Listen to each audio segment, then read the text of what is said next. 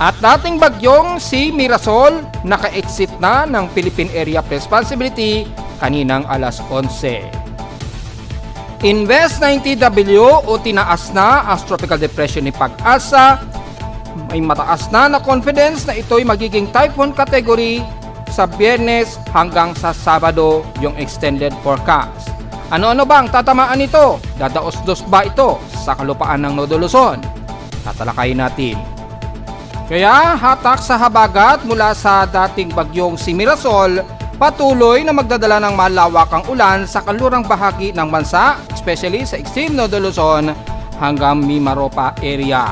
Nalalabi pa rin ang Visayas at Mindanao, kalat-kalat ang mga pag-ulan na may pagkilat at pagkulog habang lumalapit ang bagong binabantayan na bagyo.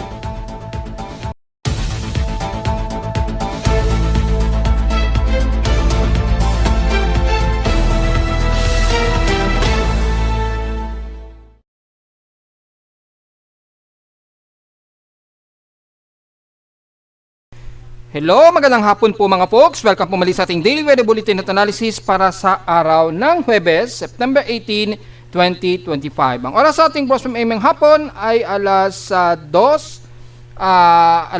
na o alas 2 na eksakto ng hapon. So medyo hapon na po tayo nag-ulat dahil sa may mga meeting po ang ginagawa ng inyong lingkod. So despite na hapon ay latest pa rin ang magiging report natin dito at extended po. At extended naman lagi ang ating magiging report sa maghapon, hindi lang para ngayong umaga hanggang hapon.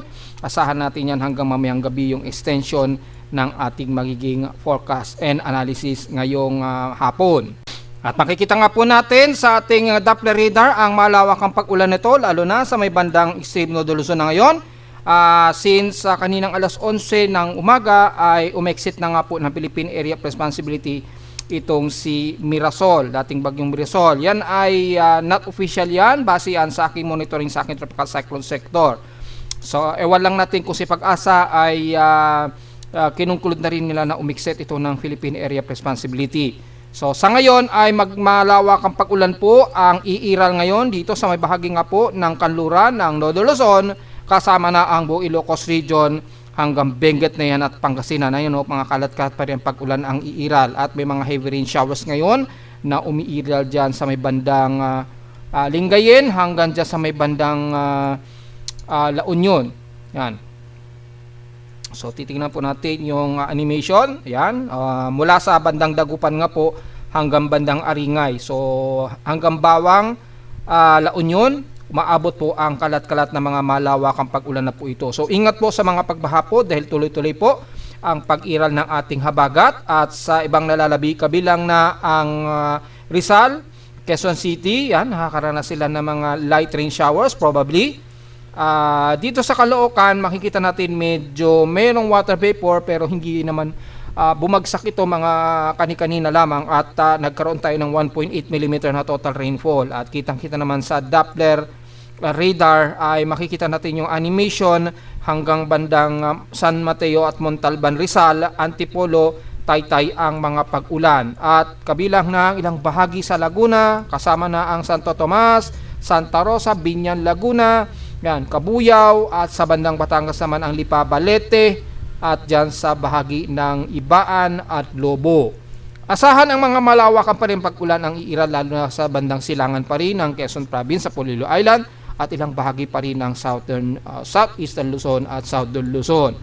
At since medyo malayo na nga po itong si dating bagyong Mirasol, yung hatak lamang niya sa habagat sa Timog Kanluran ang magre-reaccumulate ng mga pag-ulan dito pa rin sa kanluran ng bansa, especially sa Luzon, para malinaw yan mga folks. At sa ating lightning detection system so far, walang aktibo dahil masyadong saturated ang ating paligid, pero may mga pagkulog at pagkidlat kanina na umiira sa babahagi ng Zambales, La Union at ilang bahagi sa may bandang Bicol region po. At least mga 6 to 7 ang naitalang lightning strikes.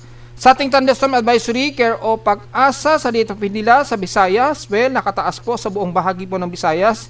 So hindi na natin isa-isahin yan dahil mapa West, Central at Eastern Visayas nakataas po. Kasama na ang Palawan sa magkakaroon ng kalat-kalat na mga pag-ulan po maghapon. At 1 to 2 hours ang effectivity ng forecast nito. So ingat na lamang sa mga bigla ang buhos ng ulan at mga posibilidad pa rin iiral na mga pagbaha. So medyo alisto na lamang po mga folks at hindi naman tayo nagkulang ng mga paalala na makakaranas pa rin tayo ng kalat-kalat na pag-ulan. So sa ating current conditions, light thunderstorms po ngayon umiiral sa amin na may light rains at overcast ang umiiral ngayon sa amin sa Caloocan. So mga mahihinang pag-ulan lamang ito, bunsod nga po ng hatak dito sa habagat o southwest monsoon sa timog kanluran. Asahan ang cold, humid at gloomy ang umiiral ngayon sa amin at inaasahan nga po natin this weekend ay magiging maulan nga po tayo. Nireport ko na yan 3 to 4 days ago pa. Na-expected yan hanggang this weekend nga po na sa huling report natin kahapon, asahan ang mga malawakang pag-ulan pa rin yan. Sa ating current conditions, sa lowest temperature rather na naitala na aking weather station kaninang 12:01 ng madaling araw, nakapagtala kami ng 25.9 degrees Celsius. Kahapon, pinakamataas na ang 31.5 degrees Celsius. Kahapon nito ng tanghaling tapat at 12:28 p.m. Meaning, medyo mataas ang heat index namin kahapon at 42.6 degrees Celsius kahapon.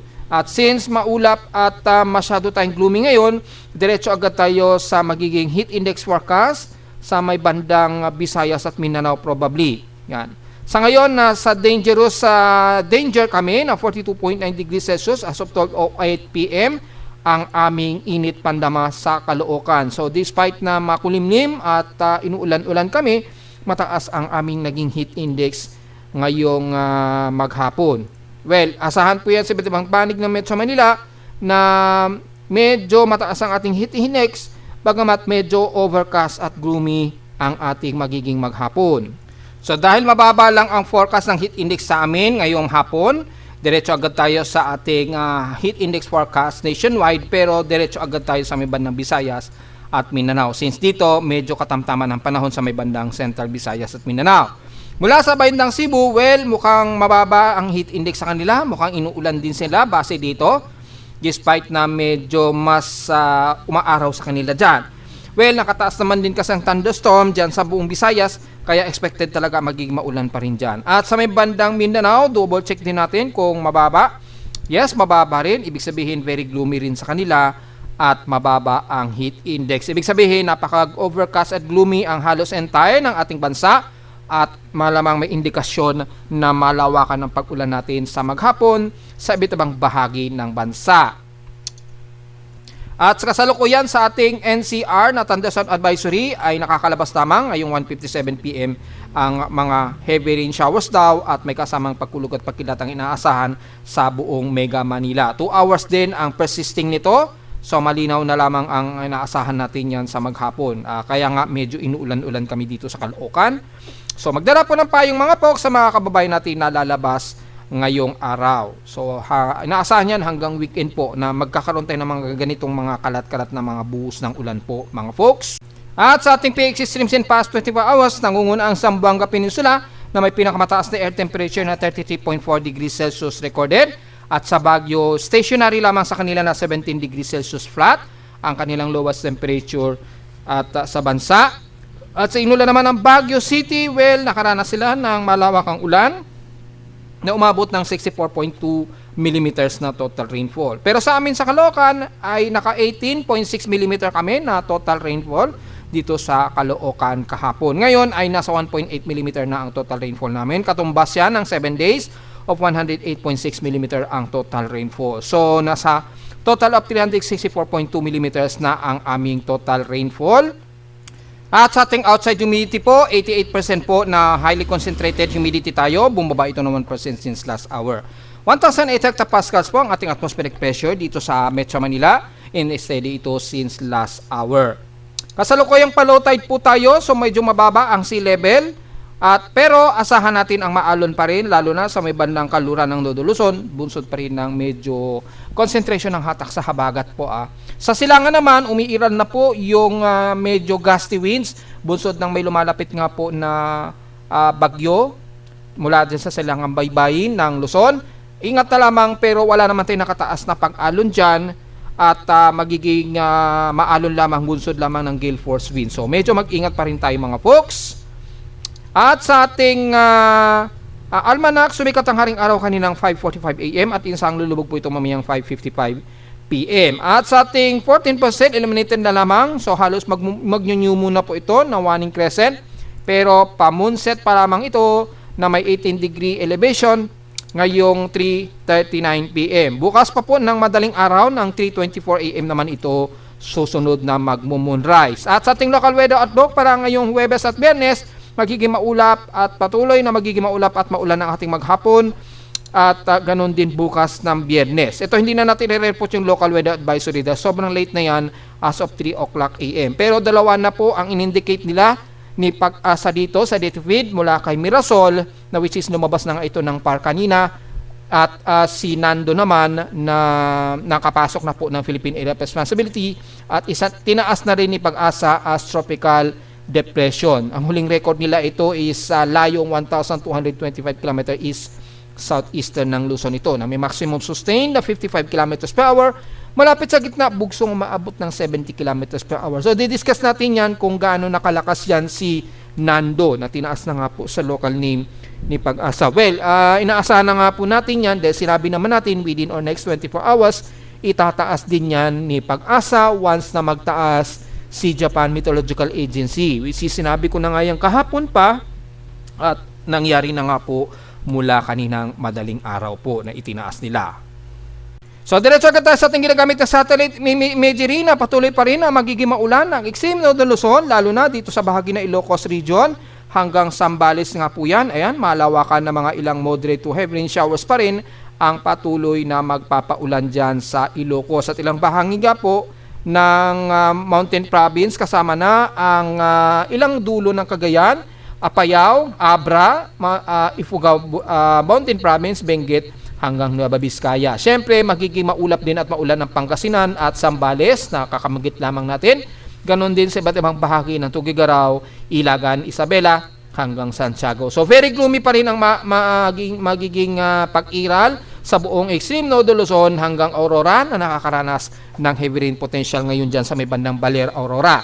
And the rest ng San Jose, Nueva Ecija, Cabanatuan, Pampanga, yan, kasama na ang Bulacan, Metro Manila at the rest ng Calabarzon area magiging overcast and gloomy tayo. Expected ang mga kalat-kalat na pag-ulan na may mga anytime na heavy rain potential kasama na ang Metro Manila at Calabarzon area. So, rest ng South Luzon kasama na ang Mimaropa, magiging maulap at kalat-kalat din ang mga pag-ulan na may pagkilat at pagkulog ang iiral. Kabilang na ang bahagi ng Coron, Palawan, El Nido hanggang Batarasa, Balabac na po yan at Kalayaan, Cupop Islands. Dahil sa umiiral na habagat dito sa Timog Kanluran na sumasabay nga po dito kay dating bagyong Mirasol na lumabas na nga po ng par. At yung trough ni Mirasol nagpapang-abot pa rin nga sa may bandang Kanluran ng Northern Luzon kaya nakakaranas tayo dyan ng mga kalat-kalat na mga ilang moderate to heavy rain showers.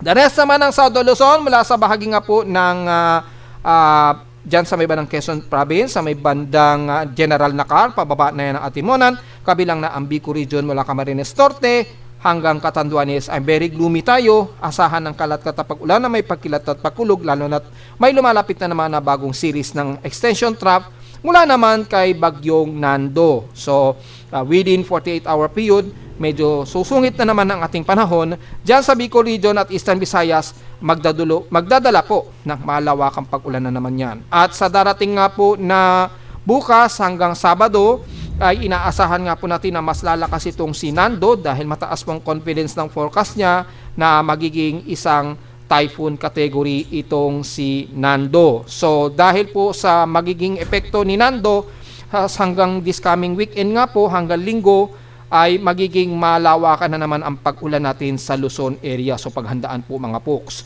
Mula Marinduque, Romblon, Masbate ay magiging gloomy pa rin at overcast ang panahon natin. Kabilang na ang buong Visayas area. So in-indicate na natin buong parte ng Visayas ha. So maging sa may bahagi ng Panay Island, although at least medyo may mga ilang portions sa Panay Island gaya ng Iloilo at eastern portions ng Capiz, medyo umaaraw-araw sa kanila dyan, pero maya-maya magiging very gloomy at may mga kalat-kalat na pag-ulan. Wala naman sa bahagi ng Aklan, pababa ng Kulasi, Antique, hanggang Tobias Ponier ay magiging malawak po ang mga kaulapan at may mga moderate to some heavy rain showers tayo dyan na iiral maging sa may bandang Negros Region. Magkakalat po mga kalat-kalatang pag-ulan na may pakilat at pagkulog ang iiral sa hilagang bahagi nga po ng Negros Oriental at Occidental, especially sa San Carlos, Canlaon, Escalante, Cadiz at ilang bahagi nga po sa may bandang Libertad sa silangan ng Negros Oriental at bandang Kabangkalan sa Negros Occidental. Baulap at mga isolated din ang inaasahan pag-ulan sa bandang Sipalay at dito sa may bandang Tumaguete. Maulap at gloomy rin ang iiral ngayon sa may bandang Cebu at Bohol. So expected din ang mga maulan, kalat-kalat po yan na may pagkilat at pagkulog hanggang sa may bandang buong Leyte at Eastern Samar region. Kalat-kalat ng mga moderate to heavy rain showers ang iiral, lalo na dyan sa may bandang San Jose de Buan, Matinganao at dito sa may bandang eastern sections ng Samar mula Oras, Dolores, pababa ng Borongan, Eastern Samar at Hernani. Magkakaroon ng mga very gloomy ang panahon natin dyan habang sa darating na weekend nga po, medyo susungit na naman ang panahon natin dyan sa may bandang Eastern Visayas hanggang Bicol region po. Kaya maghanda-handa na po tayo sa darating na weekend. Dahil 6 days ago na po nang huli nating binanggit na magiging masungit ang ating panahon at maulan ang buong linggo natin hanggang sa araw nga po ng malaking gaganaping rally sa September 21 dahil martial law day na po kasi yun, di ba? So dahil po dyan ay sa mga organizers, inuulit ko lamang po na magkaroon tayo ng organized dahil po sa mga may inaasahan tayong malawakang pag-ulan sa buong Luzon area po. So sama-sama na, kasama na ang Metro Manila hanggang Bicol region na po yan this coming weekend. So mula din sa bandang Eastern Visayas na makakaroon pa rin ng mga malawakang pag-ulan, ang Mindanao po ay kalat-kalat din po ang mga pag-ulan ng iiral. Bangamat at least dito, medyo partly to mostly cloudy ang entirely na umiiral sa buong Caraga area, especially sa buong Surigao region and the rest ng Northern Mindanao mula dyan sa bahagi nga po ng Agusan del Norte, Misamis Oriental, kasama na ang Iligan, Cagayan de Oro, hanggang Misamis Occidental, sakop na ng Zamboanga Peninsula. Makikita natin dito sa bandang satellite imagery ang cluster po ng kaulapan sa buong Bukidnon, ilang bahagi ng North Cotabato, Maguindanao del Sur at Corondadal ay magiging maulap at kalat-kalat po ang magiging pag-ulan despite na medyo sumisilip-silip pa rin kahit papano ang haring araw sa inyo dyan. Pero sa maghapon ay magkakaroon ng mga moderate to heavy rain showers, kabilang na ang Davao del Norte, yan, sa Davao de Oro, sakop ang Compostela Valley and the rest ng Caraga nga po na binanggit natin kanina. So sa maghapon po ay mga clusterized po na mga pag-ulan ang iiral sa buong Mindanao, bagamat magkakaroon pa rin kayo ng at least nagmo-moderate na panahon ngayong hapon. So ibig sabihin ng nagmo-moderate, medyo umaaraw, then mamaya bidyang kukulimlim, and then bigla na lamang bubuhos ang malakas na ulan, then titigil. So asahan po ang biglaang flash floods, pero mabilis naman ang pagtila ng pagbaha dyan sa may bandang Davao region, especially sa City of Davao. So yun na lamang po magiging concern natin, hindi kagaya sa Luzon ay hanggang this weekend patuloy ang malawakang pag-ulan. So mula sa ating rain and mean sea level pressure ngayong hapon po, starting 2 o'clock PM ngayong hapon, makikita natin ang malawakang pag-ulan pa rin ang iiral sa kanluran ng Nolo Luzon. Pero halos entire ng Nolo Luzon, kabilang na ang Mimaropa at Metro Manila, ay makakaranas po tayo ng mga kalatan pag-ulan pa rin sa maghapon hanggang Southern Luzon. Sa West Portion sa Visayas, ang bahagi nga po ng Panay at dito sa may bandang Negros region, kasama na ang ilang parte ng Cebu, ay makakaranas ng mga kalat-kalat pag-ulan na may pagkilat at pagkulog. Ganon din sa may bandang Eastern ng Samar, may mga ilang moderate to some heavy rains tayo na iiral at moderate sa Leyte, at sa Mindanao naman ang buong bahagi ng Northern Mindanao at ilang bahagi ng Caraga area at bandang Davao region. Nagkakaroon din kayo ng mga ilang moderate to some heavy rain showers po na naglalaro between 10 to 25 mm rain velocity. So expected po yan, at dahil nga po sa may binabantayan tayong bagong bagyo dito sa may bandang silangan ng bansa, asahan niyang trough na extension trough niyan within 48 hours lalapit na yan sa may bandang east portion sa Visayas at southeastern Luzon. Kaya watch out na lamang sa bigla ang sungit na naman ng panahon at magdudulot yan ng mga tuloy-tuloy na mga kalat-kalat na pag-ulan na mga may moderate to heavy rain showers po. Kaya lamang pag-ingatan po natin at medyo prepare po tayo anytime mga folks, dahil hanggang weekend na po until Sunday ay magkakaroon tayo ng medyo masungit na panahon na, lalo na sa parte ng Metro Manila at extreme Northern Luzon. Yan, ito na yung mga bandang 2 o'clock PM at mamayang gabi naman, inaasahan natin ang malawakan na napag-ulan sa buong kanluran ng Northern Luzon mula Ilocos Norte at ilang bahagi nga po ng Zambales. At least mga light to moderate at ganoon din sa buong bahagi ng Southern Luzon at west portion sa Visayas. Ayan o. And then, yung makikita natin, yung extension trough ni Nando ay lumalapit na unti-unti sa silangang parte nga po ng Southeastern Luzon at Luzon, Northeastern Luzon area. Yun. At least maglalaro pa mga 10% to 20% yung maapektuhan dito sa member ng baybay ng Eastern Visayas at Southeastern Luzon. Hindi pa totally naapektuhan dahil dito kay Nando. So mga darating pa talaga na bandang Sabado siguro, unti-unti susungit na naman ang panahon natin sa Luzon at magbubunsod ng malawakang pag-ulan. Diretso agad tayo sa ating ginagamit na computer-generated tropical cyclone sector. Mukhang dito tinanggal na po sa listahan pero babalik din yan dahil actually hindi pa totally inaalis ng tropical cyclone sector dun sa ating uninterruptible at sa ating model charts itong si dating bagyong Mirasol dahil natiling may mataas pa rin ang confidence niya na aabot sa pagiging tropical storm bago ito lumapit sa may bandang Hong Kong area. So, nakalabas na yan si Mirasol kaninang 11 o'clock. Mga 11 o'clock AM po yan nakalabas ng Philippine Area of Responsibility. So, makikita natin itong si bagyong Mirasol. Dating bagyong Mirasol, makikita natin ay tuloy-tuloy pa rin ang pagdala niya ng malawakang pag-ulan dito sa may bandang kanluran ng Northern Luzon, yung hatak din sa habagat na nagpapaulan dito. At makikita natin ay patungo na siya sa may bandang Southeastern China. Kaya sa mga kababayan natin dyan sa Hong Kong, ready na lang po ha. They expected ang malawakan na naman na pag-ulan dyan sa Southeastern China. At since itong active ngayon, si 90W lalo na tinawag na nga po sa local name na Nando dahil yung kanyang 1 minute average na natiling invest pa lamang yung kanyang sustained wind. So sa mga nagtatanong bakit malayo yan sa report ni Pag-asa na tropical depression na daw siya ngayon. Actually kanina pang umaga nila itinaas yan. Di Pag-asa. Again, uulitin na naman natin for how many times. Magkaiba po kasi ang reading ng forecast at yung time calculation ng 10-minute average at 1-minute average. Kapag usually bandang West Pacific po yung nabubuo na low pressure area o anumang bagyo, mas bumibilis po yung 10-minute average calculation. Kaya mapapansin niyo laging nauuna si Japan Meteorological Agency. Kaya nga po meron tayong dalawang variation na 10-minute average at 1-minute average para maintindihan ng ating mga kababayan. Kung mapapansin niyo po, pag 10-minute average, nasa low pressure area pa rin siya.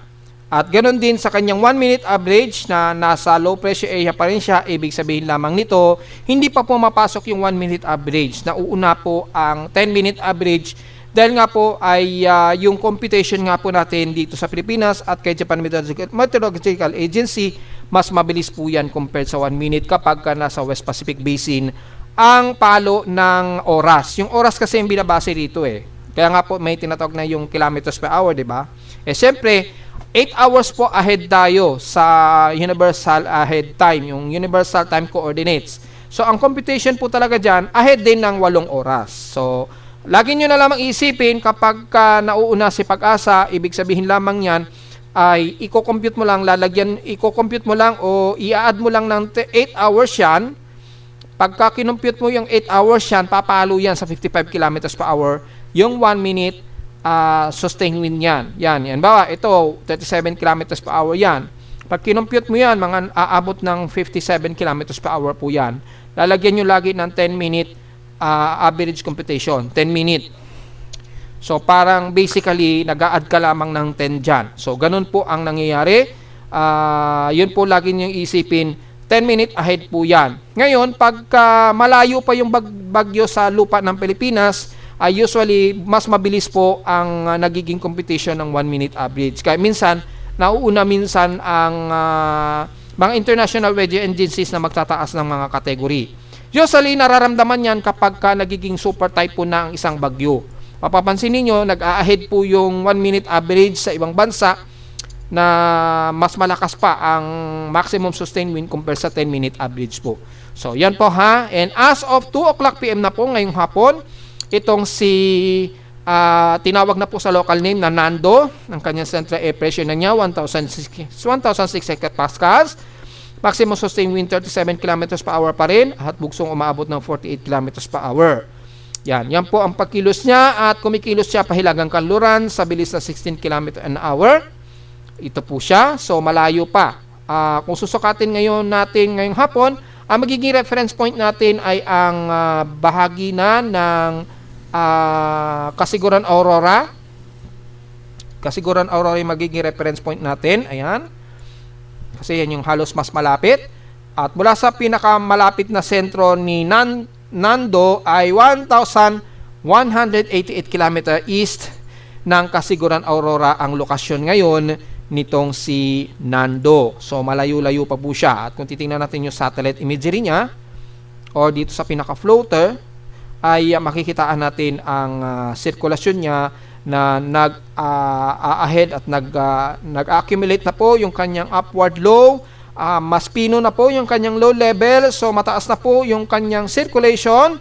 At makikita natin sobrang bilis po ng kanyang low level convectivity, kaya yung organized development niya ay mabilis ang kanyang paglakas sa loob ng 24 oras. Kaya dito natin na mapapansin ay may mataas na posibilidad ito na magiging mas malakas na bagyo talaga, which is nakita pa natin nung isang araw pa ang forecast analysis niya. At makikita natin unti-unti na po niyang hinahatak yung ating southwesterly sa timog kanluran ng bansa.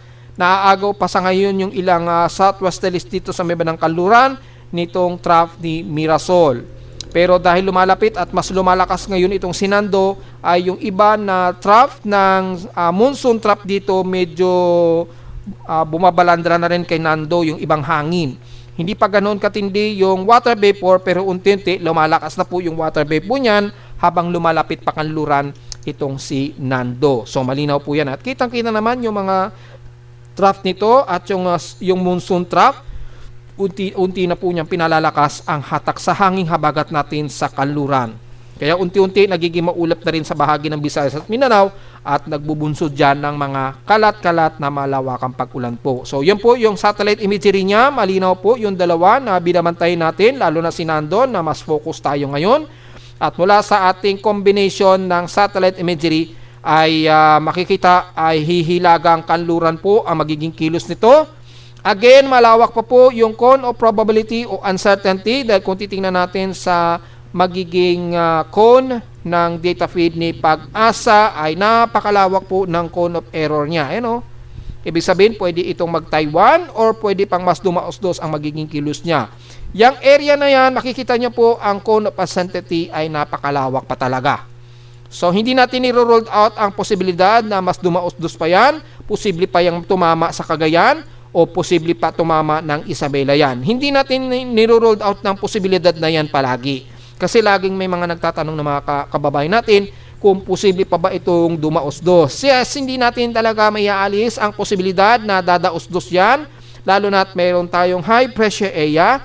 Dalawa pa nga ito, dito at dito. Mayroong dalawang high pressure area dito na umiiral. Kung titingnan nyo po yung environmental steering environment, pag ganyan po ang kilos ng environmental steering environment. Ganyan. Kaya ang nangyayari, makipapansin nyo yung galaw ng bagyo, kumakanluran siya. Ngayon, kapag ang region ng high pressure area dito mas lumawak at mas lumakas, halimbawa lang po lumakas yan. Lumakas po yung tulak sa ating low pressure system dito sa miba ng Timog Kanluran, ang mangyayari may posibilidad na mas dumaos-dos ang galaw ng low pressure area o anumang bagyo.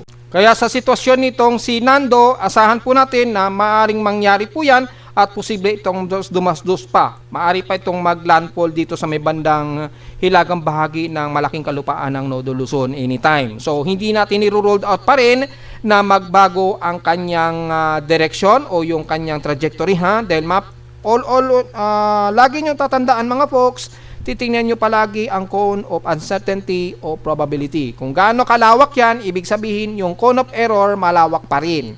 Ibig sabihin pwedeng kumilos ang pagganyan yan or pwedeng mas dumaos-dos. So always tandaan nyo po yan mga folks na ganyan. Kaya nga po, sa mga weather agencies may makikita po kayong mga cone, yung mga cone graph na yan yung cone range. Ibig sabihin yung error pa ng magiging trajectory ng isang bagyo ay malabo pa o medyo errorerous pa. Malaki pa yung pinaka-error niya o yung probability error. Kaya tayo may tinatawag na ensemble forecast. Ito, yung combination ng ensemble forecast. Kung titingnan nyo po, ay napakalawak pa rin at napaka-erratic pa rin ang galaw nitong si Nando. May area dito na pupunta ito ng bandang southern Taiwan, within 120 to 126 hours. Or dito naman sa bandang Babuyan Island. Sa ngayon, yan ang kasalukuyan na medyo mataas ang confidence na ito ay dadaan sa isla ng Babuyan Island. So magdadalupiri yan, magkakalayan Cagayan, yan. Diyan sa area na yan. At sa ngayon, wala tayong nakikitaan na magkakaroon ng direct impact o direct landfall sa malaking kalupaan ng Cagayan po. Sa ngayon so again, maaari pang magbago ang forecast na yan. Depende sa behavior ng environmental steering environment. Yan. Dito sa akin tropical cyclone sector, nanatiling 50% o medium chance na maging isang ganap na bagyo. Bagamat kay pag-asa nga po, again, ay tinaas na nila ito bilang isang aktibong bagyo na tinawag nga po na si Nando. At kung titingnan nga po natin dito, mga mamayang hapon nga po siguro, o ngayong hapon, o mamayang gabi, posible na itong itaas ni Pag-asa as tropical storm category bago mag alas 8 ng gabi o mamayang alas 8 ng gabi. Posible na niya lang itaas yan as tropical storm category. At makikita natin, kinabukasan ng umaga siguro o hapon, ay itataas yan as severe tropical storm. At bago pa mag alas 8 ng gabi ng September 20, so Sabado po yan ay inaasahan na natin na tataas nila yan sa typhoon category. Aabot daw sa typhoon category yung lakas nitong si Nando. Yan po yung extended forecast po niyan So bago pa maglinggo, inaasahan na magkakanluran po ang direksyon niyan. At pagsapit nga po ng September 21 ay magkakaroon na po ito ng malakas na paghatak dito sa southeastern Luzon o Southern Luzon at malawakan na magiging pag-ulan yan sa may bandang Visayas. At dahil nga po sa magiging typhoon category ito, malaki ang significant na makakahatak yan sa ating habagat na magbubunsod po ng malawakang pag-ulan sa ibang bahagi ng Southern Luzon at Visayas area. Sa nagtatanong ko, magiging maulan ba ang bandang Zamboanga Peninsula? Yes, magiging maulan pa rin dahil yung ibang habagat ay medyo magtatabas yan sa may bandang Zamboanga del Norte. So expected din ang magiging maulan dyan, lalo na pagdating po ng Sabado at Linggo nga po. At pagdating nga po ng araw ng malaking rally na gaganapin sa bansa, makakaranas tayo ng medyo masamang panahon, magiging maulan po tayo. Ang kagandahan lamang nito, masyadong malayo ang distansya pa sa ngayon nitong si Nando. Yung hatak lamang sa habagat talaga ang magpapa-epekto sa atin sa ngayon kasama ang Metro Manila and the rest ng Central Luzon po. Wala pa yung cyclonic range na aabot yung range ni Nando sa anumang kalupaan ng bansa sa ngayon.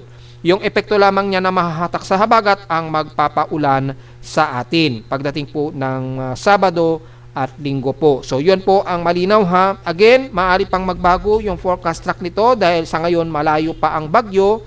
Mahigit 1,000 km pa ang layo nito sa silangang bahagi ng Luzon area. So marami pang pagbabago ang mangyayari at mag-update po tayo niyan. At mula naman dito sa ating tropical cyclone intensity forecast, itong si Nando, makikita natin mataas pa rin ang forecast niya within 4 to 5 days na magiging category 1 typhoon po ito. Yan, magsisibay tropical storm ito probably mga within 3 or mga within 3 days po. Yan, to 4 days. Yan. Magsisibay tropical storm po siya. Yan, mga 3 to 3.5 days. So 3.5 days po ay magsisibay tropical storm po ito. And then pagsapit po ng mga 4 to 4.5 days ay inaasahan nating papalo daw yan sa Category 1 typhoon category. May nagtatanong, aabot ba siya ng super typhoon? Sa ngayon, hindi pa natin nakikitaan na ito ay aabot sa pagiging super typhoon. Sa ngayon, hanggang Category 1 typhoon pa lamang ang nakikitaan pa lamang natin sa ngayon sa kanyang tropical cyclone intensity forecast. Category 1 typhoon pa lang ang sa ngayon na nakikita. Wala pang umaabot ng Category 2 sa ngayon. Hindi pa siya umaabot ng Category 2. So hanggang 132.9 or 133 kilometers per hour lamang ang magiging maximum sustained wind nito, yung kanyang 1 minute average na aabutin nitong si Nando. So kung 1 minute average yan, ma-minus mo yung 10 minute average, inaasahan natin severe tropical storm pa rin yan sa mga oras na yan.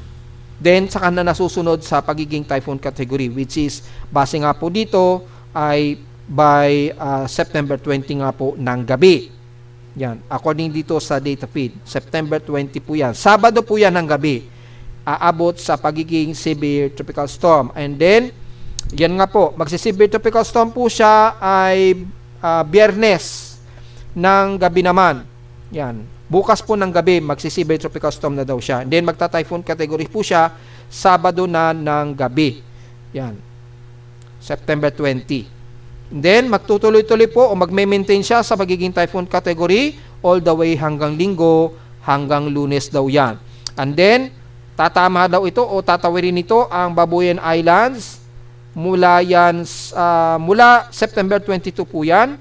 And then, sa buong gabi, babaybay nito ang Babuyan Islands at kinabukasan ng September 23, Martes na po yan, ng umaga, asahan ay nandito na yan sa may bandang kaluran ng bandang Kalayan, Cagayan. Ayan.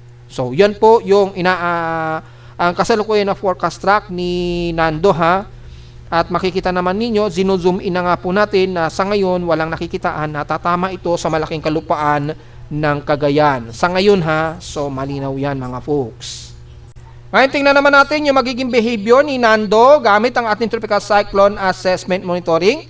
Kung yung magiging kilos ba niya pakanluran ay magkakaroon pa ng mga pagbabago-bago habang ito ay lumalapit dito sa bandang hilagang bahagi ng Nodo Luzon.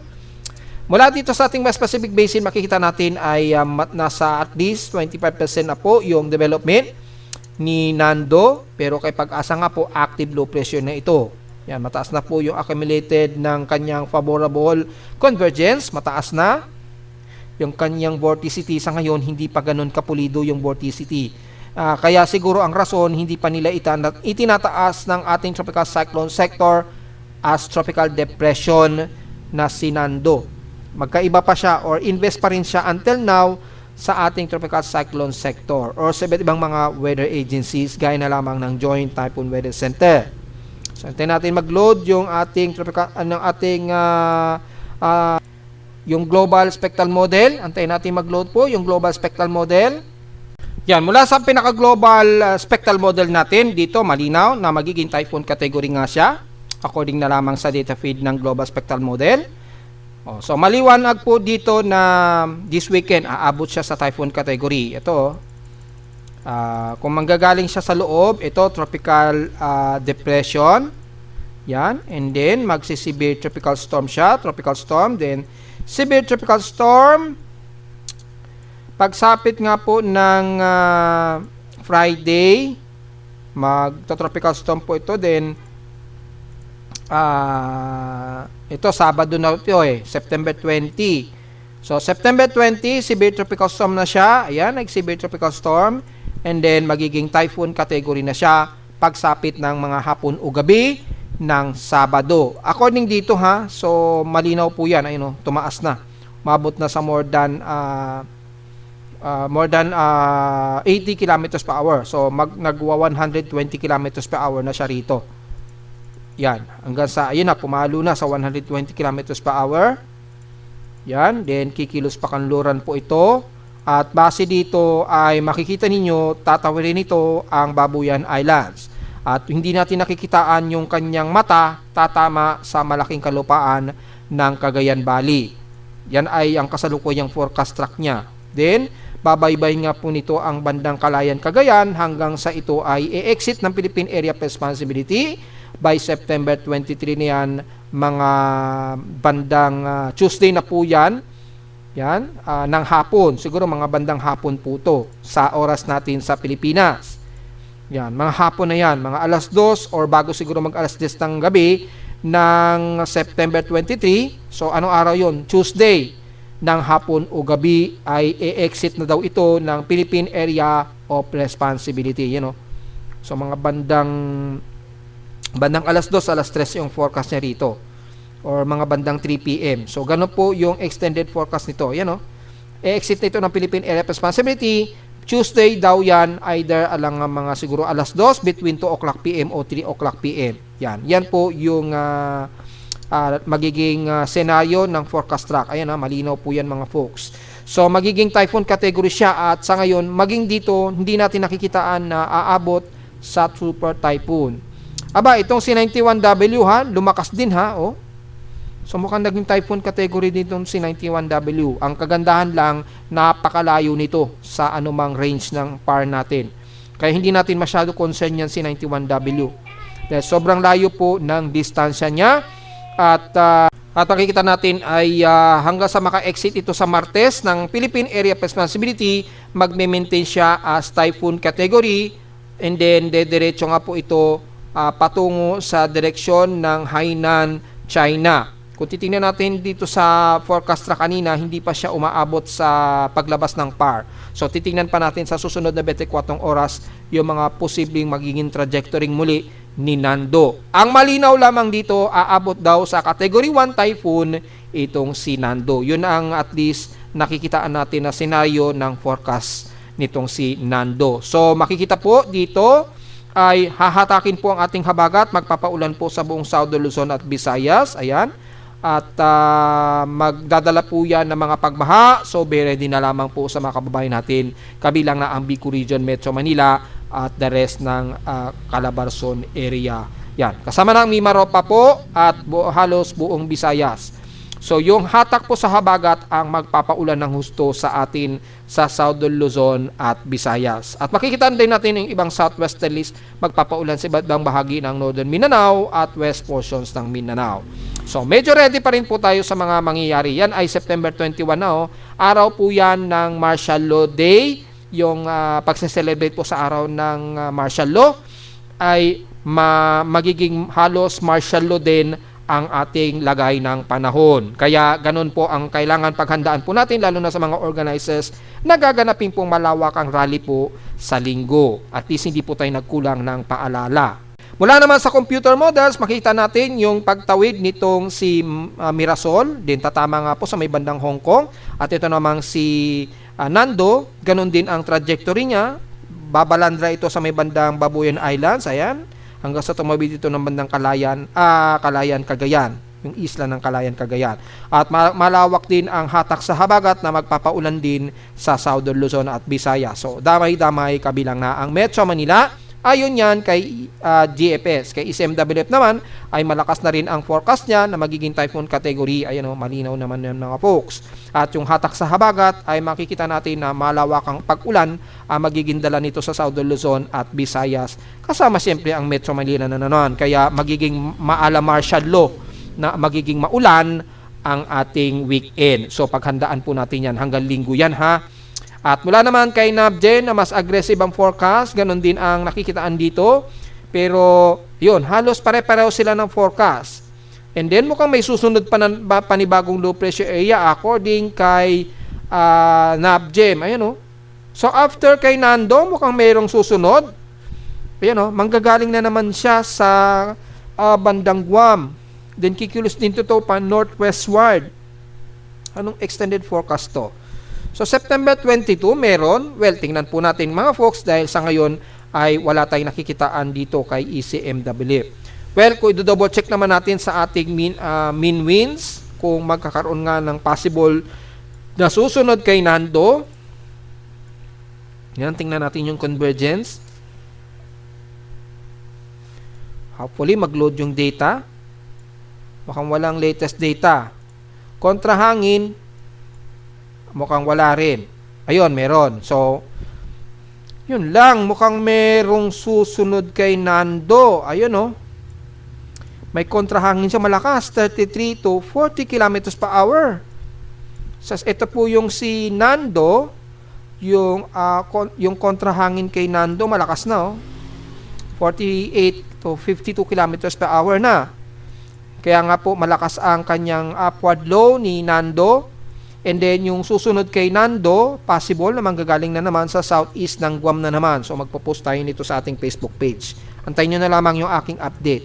Yung convergence kasi hindi natin nakikitaan pa ng data. Ayun. So ito po si Nando. Ayan. At yung kasunod ni Nando, nagkakaroon siya ng outer ng monsoon trough.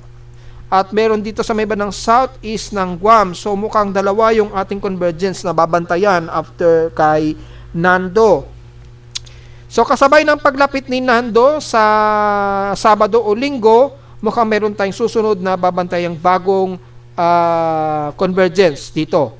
So abang-abang na lamang po sa ating post niyan mga folks ha. Yan. So mukhang may bago. At dahil merong bago ay mag-update tayo time to time dito dahil merong at least 33 kilometers per hour at 22 kilometers per hour dito sa southeast ng Guam after kay Nando. Tingnan natin dahil hihiwalay ito dito kay Nando yung pinaka-trough ni Nando. Then magkakaroon siya ng panibagong upward low convection dito sa kanluran ng Guam. So abang-abang na lamang po natin yan mga folks. Sa ngayon ay yan po yung magiging progress at yung kanyang in-steering environment ay dahil maraming nagsasabi dadaos-dos pa daw itong si Nando. Well, hindi nga po natin i-ruled out yan dahil again, meron nga pong high pressure area dito sa taas. Ayan o, isa at meron dito dalawa. Ito, sobrang layo naman ito at nandyan kasi yung may C91W. Ito yung high pressure area dito, yan po yung naghihinder sa kanya para humilaga. Pero makikita ninyo, medyo mahina o may kahinaan itong high pressure area. Kaya yung steering environment sa kanya ay medyo pakanluran pa lang. Yan, ito pa lamang yung nagkakaroon ng skirting kay Nando. Ito si Nando, ito po yung high pressure area. Ngayon, pag nag-further intensify pa yung high pressure area na yan, dyan pa lamang siguro dadaos-dos itong si Nando. So, tingnan po natin, hindi natin i-ruled out talaga na maaari pa yung dumaos-dos anytime.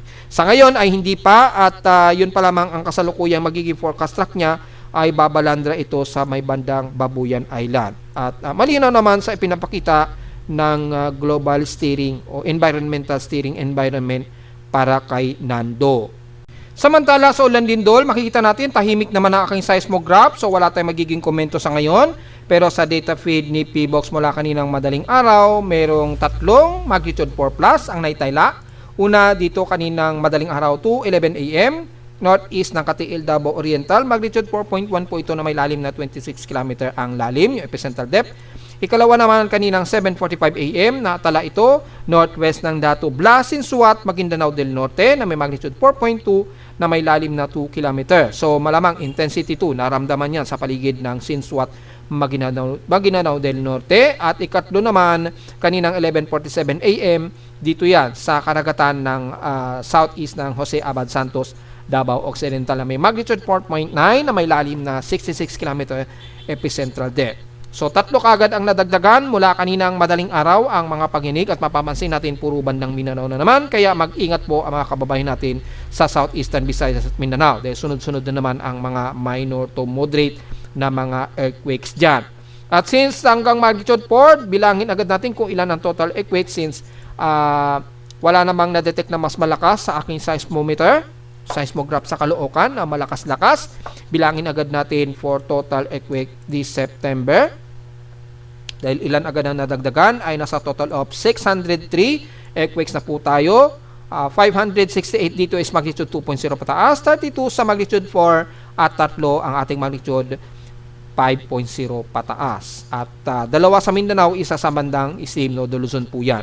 So far walang nadagdagan at marami-rami na rin ang recorded ng ating magnitude 4. Hopefully, wag na madagdagan yung mas malalakas na magnitude 5 pataas na mga paginig. Pero maging alisto pa rin tayo anytime dahil mukhang aabot sa 1,000 ang total earthquakes natin for the month of September bago matapos ang month of September. So, mukhang may gumamit ng ating historical earthquake count. Yan. Siguro ni-review niya yung month of September, last year siguro. Double check natin. 2018 siya, kinilig siya 2018. So, mayroong nag-check. So, reset po natin yan para ma-reset po yung data. So, mukhang mayroong nag-review. Para hindi po malito, ay double check nyo po yung year. Kasi dyan po maglo-load yung record for the year. Every year po yan. And then makikita nyo yung gusto nyo malaman na every month. Kung ilan ang naging total 8 weeks. Every month po yan. At least malinaw po yan mga folks. At narito naman natin 3-day weather forecast para sa araw ng Huwebes, September 18, 2025.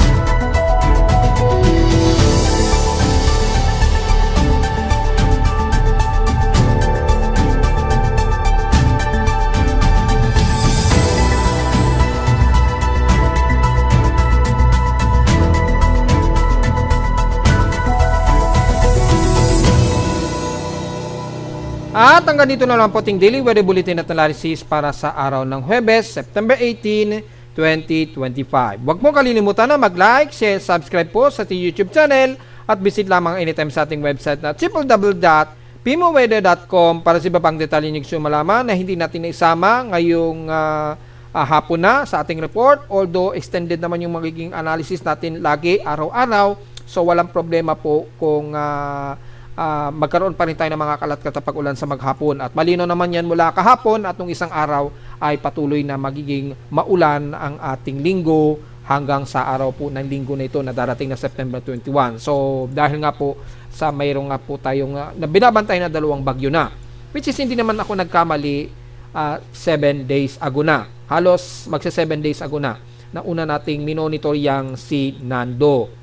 At visit lamang sa ating website sa gusto malaman pa rin pinaka-dynamic events mula sa reading ng aking aparato sa Caloocan at sa data feeds mula sa iba't ibang weather agencies. Maraming salamat po mga folks at magandang araw po sa ating lahat.